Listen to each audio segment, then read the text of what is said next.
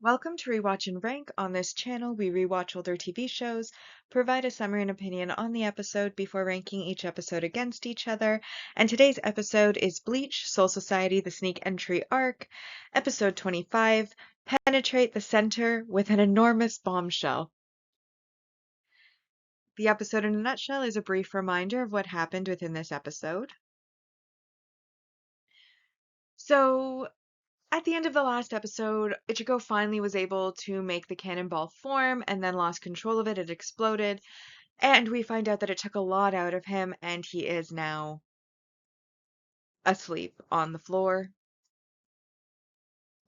And he apparently has been sleeping for quite a long time. Nearby, Ganju is practicing a string of words and phrases, which we later learn is a spell, a Kido spell.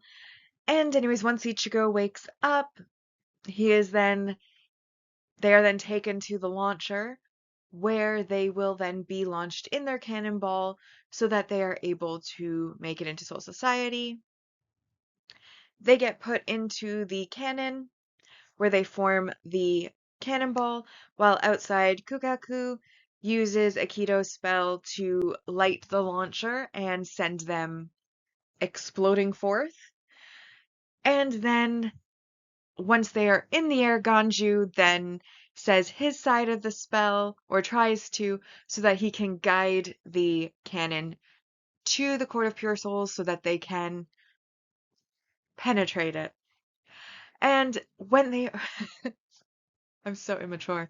So when they make it to the Court of Pure Souls, they land on the shield, and all of the captains and other Shinigami watch it as the alarm is going off that they're being invaded, and there's cool lightning type effects around where the ball is before the ball then shatters, and this allows them to fall through. And then Yoruichi warns them that there's going to be a vortex formed and that they have to try to stay together because when that happens, they're going to start getting thrown about. And as it so happens, that is exactly what happens. We have Shad grabbing Inoue, but then Ishida is falling out of the vortex, so then Shad basically drops Inoue, grabs Ishida, throws Ishida at Inoue so that they come together and he goes off on his own. Then we have Ganju and Ichigo, who at first are kind of fighting each other because they don't want to be paired up. But then in the end, Yoruichi tells them to grab onto the person closest, so they grab on to each other, and then Yoruichi lands on Ichigo's shoulder. However, when we see from the Shinigami down below's perspectives, particularly Kenpachi, who is wanting to go ahead and fight the Ryoka who is strong enough to get one over on Gin, his lieutenant, Yachiru, lands on his shoulder and they're looking for the most powerful, and the explosion sends 4 separate golden stars, like shooting stars, flaming points out. So based on what we can assume, Shadow's obviously one. Like Shad's one. Then we have Ishida and Inoue in another. Probably Ichigo and Ganju in one, and then Yoruichi probably went off on his own. Or her own. Their own. Honestly, as a cat, sounds like a guy, but we know the human form is definitely female. It can be confusing. Either way, I'm assuming that Yoruichi jumped off Ichigo's shoulder at some point, and that's the 4th line to make it work out to there being 4. And Kenpachi's watching, wanting to figure out which one's the strongest, because he wants to go up against the strongest Ryoka, which of course would be Ichigo. And that is where we leave this episode, with them having penetrated the shield. I'm sorry. Them having penetrated the shield and going off in 4 directions while all the Shinigami are readying for the battle against them to stop them from being able to save Rukia. So now we come to the rankings, and as always, we're going to rank on our two ranking lists. The mostly objective ranking list, which is void of emotion but does include bias and judgment, and then the personal ranking list, which is the emotional ranking based on my opinion. So we'll start with our mostly objective rank values, and we have to start with 1 point for our single arc supporting character introduction, and this is Kei and Shiba, who is Kukaku's and Ganju's older brother, who really loved Shinigami, entered the Shinigami Academy. We learn he was a genius. He got in on the first try. He graduated all up to the 6th year curriculum in 1 year. Within like 5 years, he had worked his way all the way up to being a lieutenant and was killed then by his comrades, at least according to Ganju. And yet still, even as he died, still loved Shinigami, which is incomprehensible to Ganju. But he says that as a result, he's always hated Shinigami, but admits that Ichigo is different. Anyways, he's worth 1 point. Then we have 3 points for our multi-arc supporting character introduction, and this, of course, is the lieutenant to Kenpachi, who is Yachiro Kusajishi. That's how I'm going to pronounce it. And she's adorable, small, pink.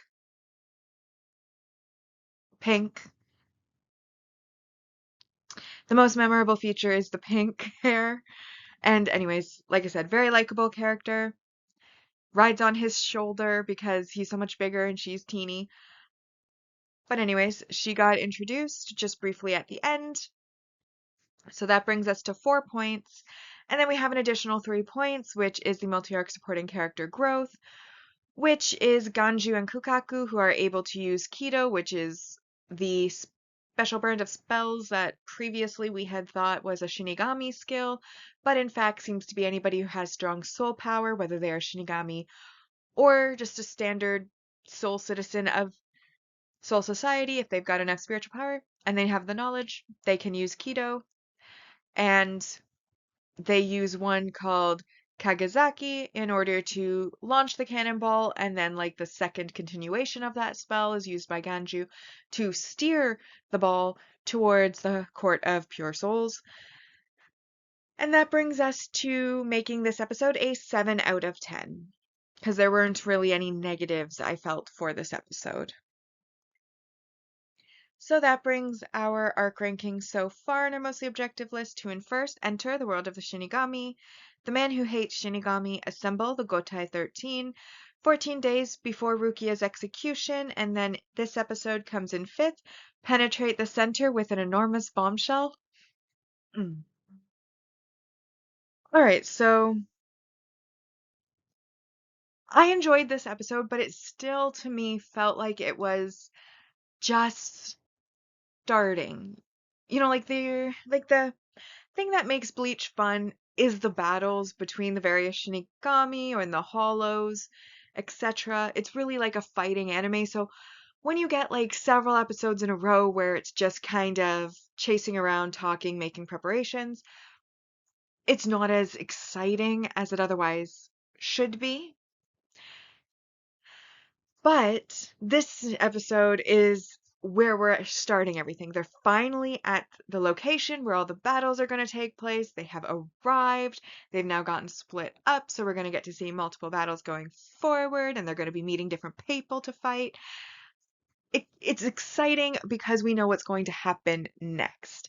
But the first half of the episode was basically Ichigo sleeping, waking up. They had a little comedic moment with Yoruichi's tale, where Yoruichi stood in front of a sleeping Ichigo to basically solidify their plans while he's asleep, to make sure that everybody else at least is on board with the overall plan. Ichigo, I think by this point, they don't think his mental faculties are quite up there, so they were fine with leaving him out of that, seemingly. But she made a mistake because he in his sleep grabbed onto her tail, and we just hear the scream, right? Like, well, like the yowl, I guess it, because it was a cat.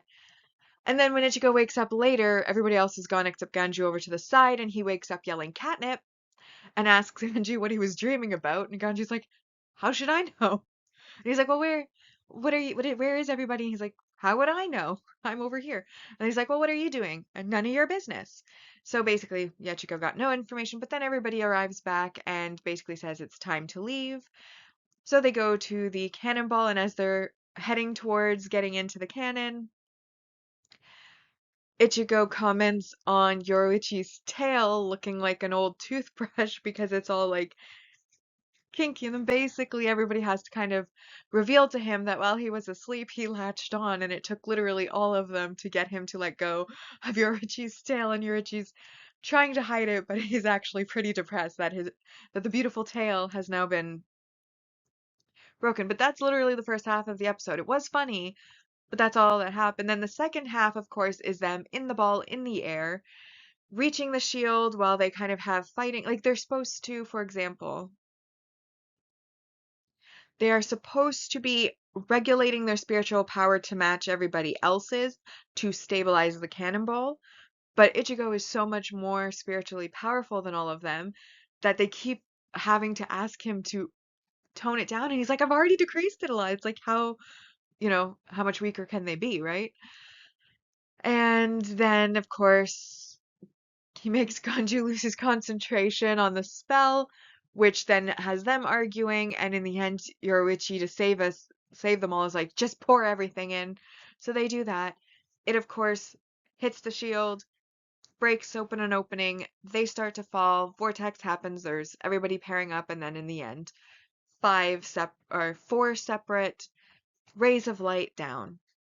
Now, I do want to mention that the effects were really awesome for the like when the ball hits the shield, we see like the Shinigami's point of view looking up at the shield, and at first you see like this pretty blue light, and then it lands, and then there's all these lightning effects coming off of it, and then it breaks apart, and then like the pretty gold shooting stars essentially falling down to the earth. All nice visually.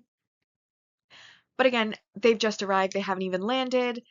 And while it was more interesting than them just standing around talking, it still is waiting for the action to start, which is why I gave it a 7, because there wasn't really anything negative about it. It did have its funny moments, but it still felt like nothing really truly happened, though we're very close to it happening. So, having said that, we have first enter the world of the Shinigami. This episode is second, penetrate the center with an enormous bombshell. I'm so mature. Okay. Third, assemble the Gotai 13. 14 days before Rukia's execution. And then fifth, the man who hates Shinigami.